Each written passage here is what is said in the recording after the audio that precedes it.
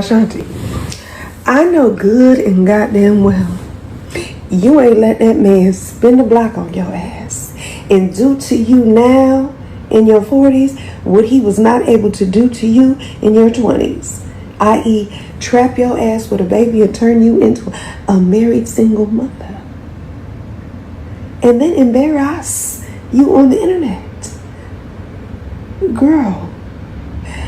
And this is why we must unpack the patriarchy. Girl, you could have just went, got inseminated, had your own baby, no baby daddy, and continued living your best life, traveling the world, looking fine. Now, you're on a goddamn talk show on the radio, looking like a fool. Ashanti, girl, I was rooting for you. Maybe it's all those narcotics that your man likes to take. I don't know. Anyway, I'm praying for you and the baby girl. I hope everything works out. This is a test. I'm just going to go ahead and say it. Nelly and Ashanti's new reality TV show is low-key giving T.I. and Tiny without the chaos and without the scandal. Ashanti may be the new Tiny, but just with a little bit more freedom. The only difference in this situation is that Ashanti can move with her baby, but Tiny couldn't. Ashanti is a new mom and a new wife, and naturally she wants to be closer to her support system, which is in New York. But Nelly is not budging, and that is causing the tension. And I really do think that she thought that he would have a change of heart once they got married and the baby came along. Now let's rewind it back, because remember, T.I. did not want Tiny to travel. He wanted her to be a traditional stay-at-home wife. If I'm out working and you out working, who gonna be here with them? I'm gonna have, she going with me. Oh, hell no. Oh, that's Hell a no. definite. But I'm not gonna be without her. Well, you need to stay home then. It's best for her to be in a stable place where she can wake up at a certain time, eat at a certain time, play at a certain time, go to bed at a certain time. Man, I'm telling you, you don't want no trouble out of me now. I'm gonna shut the whole thing down. And just like T.I., Nelly is still booked and still busy. And he is not the one that has to compromise his schedule and make sure that things are in order. Well, listen, it's all you. I ain't gonna even lie. I'm nervous a little bit. KK's first tour. Well, you got help. You got T-Ma. You got a Bree. I mean, and it's not only that. It's just you're going a lot. You're going a lot. With me still being on the road, we both agreed that being up here probably would be the best thing since her whole support system is up here with mom and everything. But I made it very clear, even before KK, before the I do's, before everything, how I felt. My business is in St. Louis, it's my office, what I do, my vibe, my connections, and I don't think the Hayneses will be setting up shop like that in New York. I'm not saying that these men are the same, but the tension between motherhood, careers, and marriage are all the same. The real question is Ashanti adapting, or is she just slowly compromising? Because on the outside looking in, this is way too familiar. I made this video on my YouTube channel a year ago, and I was talking about how Chantel left Nelly and how Nelly went over and disturbed Ashanti's peace. It was a lot of you in those comments that was taken up for Nelly and Ashanti, saying that Chantel was just jealous and miserable. But now, look what's happening. It's not a happy ever after fairy tale for Ashanti. She is married to a man that puts his trust in Donald Trump. Went to the White House to perform. All money ain't good money. And then on top of it, this man is jealous of the fact that she's spending more time with the baby, and he's not really pitching in to really help. So again, who's actually winning? She should have never ever went back to him. Never ever went back to him. Child. Ashanti Buki, that man don't like you. And the only reason why he married you was to humble you for leaving him all those years ago. Did you pay the rent? Good. Now let's get into the last episode of Nelly and Ashanti's We Belong Together before their season finale. Because this man don't like her, and I think she needs to figure that out. And before we could even get into these clips, I want to hear from y'all in the comments. Do you watch this show? Because I have been watching it, and it is a literal train wreck. First, production, you messy. Now, there's a scene where Ashanti and Nelly and Ja Rule and his wife, I believe her name is Asia, they're all bowling, and Ja Rule asks them, well, where are y'all staying at? In a way that Ashanti and Nelly didn't have an answer. And then literally the next scene was temporary apartment. Messy. Now, in a scene prior to that, Nelly and Ashanti go out to lunch, and she's talking to him about basically how he doesn't change the baby's diapers. Just the baby. That's a lot. Well, listen, it's all you. I ain't gonna even lie. You know, I ain't got nothing for him. Absolutely not. I know. Until he can say, I'm hungry. Until he can say, I need to use the bathroom. It's gonna be a lot of your lap. But as soon as he started walking, I told him, I said, enjoy. Because as soon as he get to walking and talking, he with the crew. I'm trying to understand, how is it that you just sleep through when he starts crying? Do y'all really be up at night? See, babe, that man don't like you. He don't like you or that baby. Now, the crazy part is after the scene, she calls her cousin, who happens to be her nanny, and the nanny is babysitting their baby, KK. And just check out Nelly's whole disposition as she's on the phone with their child. Where is my baby? Wait, I'm right here. Hi, Mommy. Hey. Oh, Mommy, love you. Why you don't never sound that excited when I call? Hi. You Well, talking? I don't even know why I'm here. Me and Nelly broke up a few times. And you should have stayed broken up, but not at any given time did he ever ask her to turn the phone around so he could see his baby too. Why did nobody else pick up on that? That was strange. But the whole episode was a hot mess. There's a portion of the show where the producers ask Nelly, well, did you talk to your wife before you decided to schedule a 1-year tour? And he said, what do you mean talk to my wife? Like, yeah, talk to your wife. And in the final scene is where Nelly is solidifying whether he's going to perform at the inauguration or not.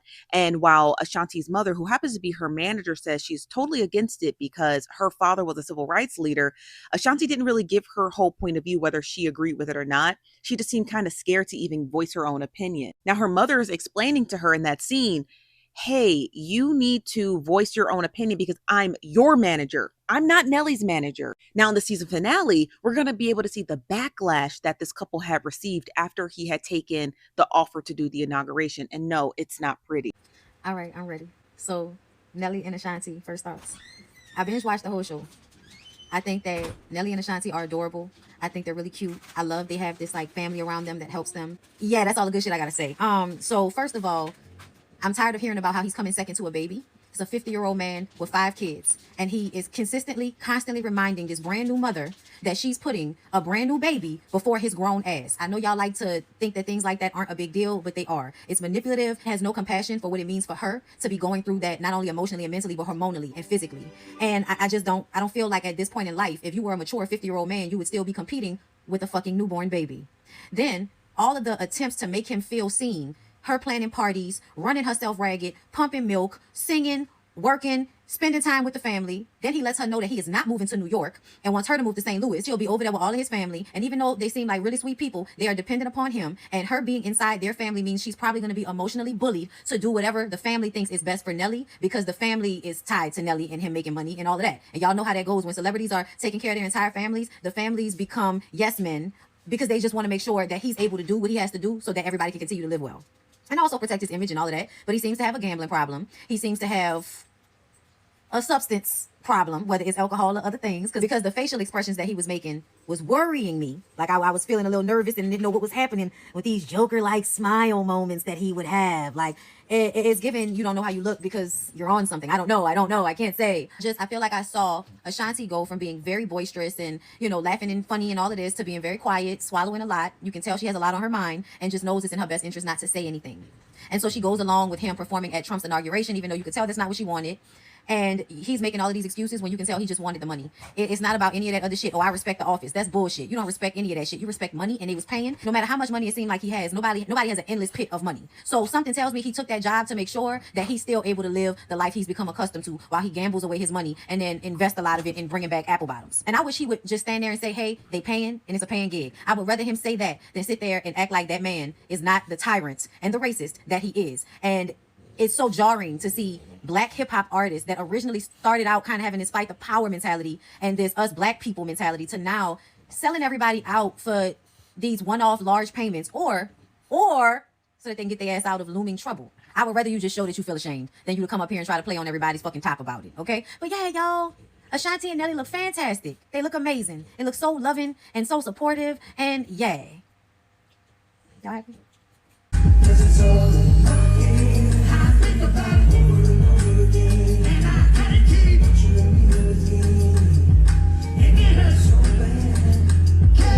See, that Ashanti and Nelly shit, that's the reason why I'm pro-choice. That's exactly why I'm pro-choice. Nelly told Ashanti that he will not be changing any diapers. He will not be taking care of the baby until the baby can walk and talk on his own. Because that's ridiculous. That is honestly ridiculous.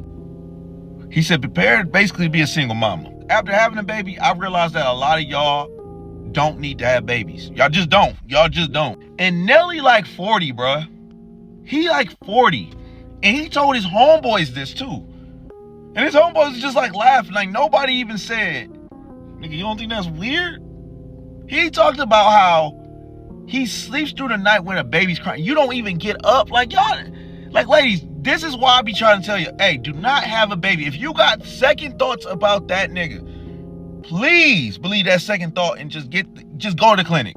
These niggas are terrible, bro. Until you actually have kids, because people tell you like, hey man, it's hard. And you be like, okay, I'm prepared, I'm ready, like cool. But it's not, but it's harder than what you expect. It's different. And only people with kids understand, man. Niggas said, niggas 40, bruh. Niggas basically said, I'm not doing shit. Niggas don't want to be a dad. Niggas don't want to do nothing. Like, ladies, just be careful who you get pregnant by. Just be careful, honestly, bruh. Just be careful. Like, oh my God, oh my goodness. Just niggas be 40, bruh. Niggas be 40. Ashanti, come to the front of the class. Now I'm gonna say what everyone else is thinking, okay? Why did you have a baby with Nelly?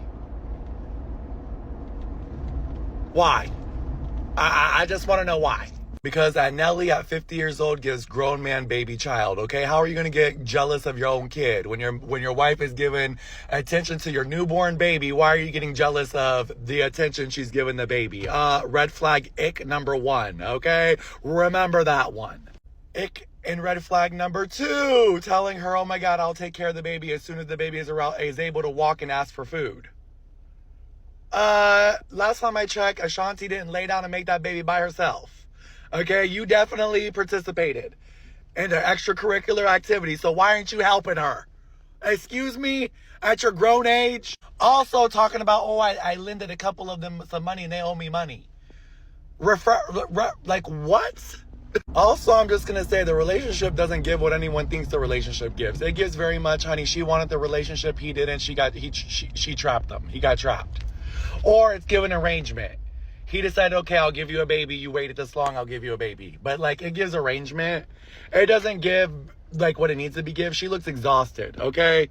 Also, him trying to tour in his 50s is crazy. Once again, I told you, these celebrities is broke, baby. Okay, because why is she without? Why is she without? Anyways. Whatever.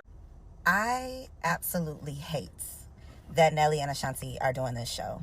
I think that they are exposing way too much of their business. They have opened themselves up for criticism, and we're criticizing their asses, and rightfully so. The way that these red flags are just flagging throughout every single episode, I really cannot believe that my good Libra sis has subjected herself to this foolishness and committed her life to this man. I mean, I already feel some type of way about bending the block. That has never been something that I personally believed in. It's never been something that I have personally done, and this is why. So from episode 1, I feel like Nelly just doesn't have the attitude of a married man. And the reason I say that is because marriage requires compromise. We know that marriage requires commitment, but we don't think about the compromise that it requires. To have a my way or the highway attitude with anything within your marriage, to me, is a red flag. That means that you are not willing to meet your partner halfway.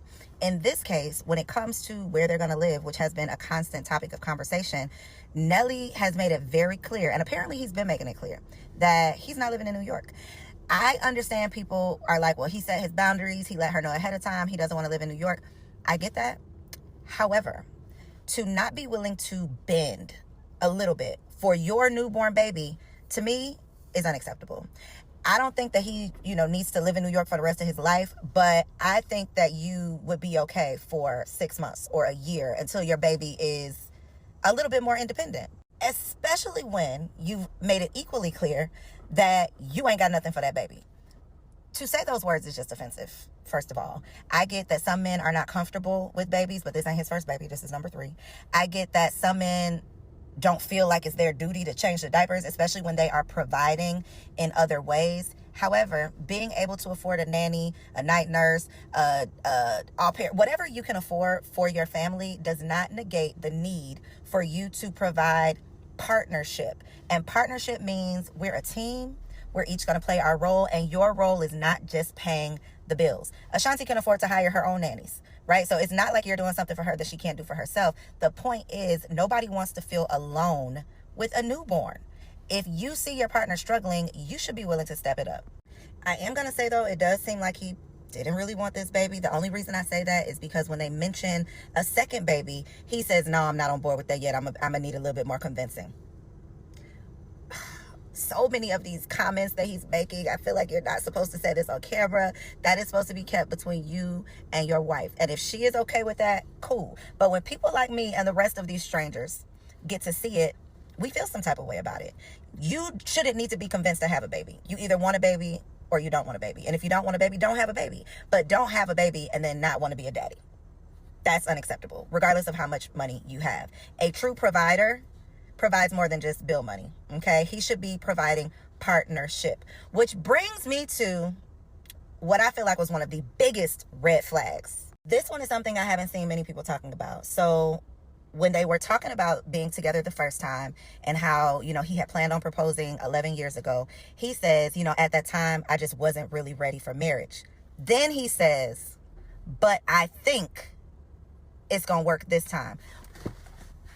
Ooh, I wanted to smack him through the... Listen, even if you think, please don't say that. Please don't give any inkling of doubt in this marriage that you are currently in. Because what do you mean I think it's going to work this time and y'all done already pledged your lives to each other? Ashanti, blink twice. We can't save you, sis, but I hate that y'all did this. I hate that we are in your business. I hate that I'm triggered by every episode. Please know who you are marrying. He's packing.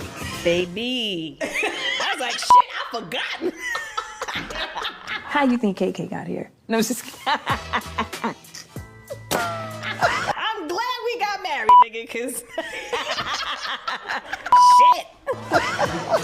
I hate you. That was too much information that we needed to know about Nelly and his patty whacker. I mean, I like Nelly as the artist, but to see him in his true colors, to me, is distasteful. And the thing about it is, sometimes we think spinning the block back is a great thing to do. It's like, oh, this person has changed. Oh, they're a better person now than what they were 10, 15, 20 years ago. Girl, bye. Them spots still remain. The design, the pattern of the spots may mature. They may grow differently, but they're still there. There's nothing different about Nelly. And the fact that he told her what he wanted, what he was going to put up with, what he was going to do, she still accepted what his offer was. So I don't know how to be mad at him. Tell me what you think below. Until next time, bye.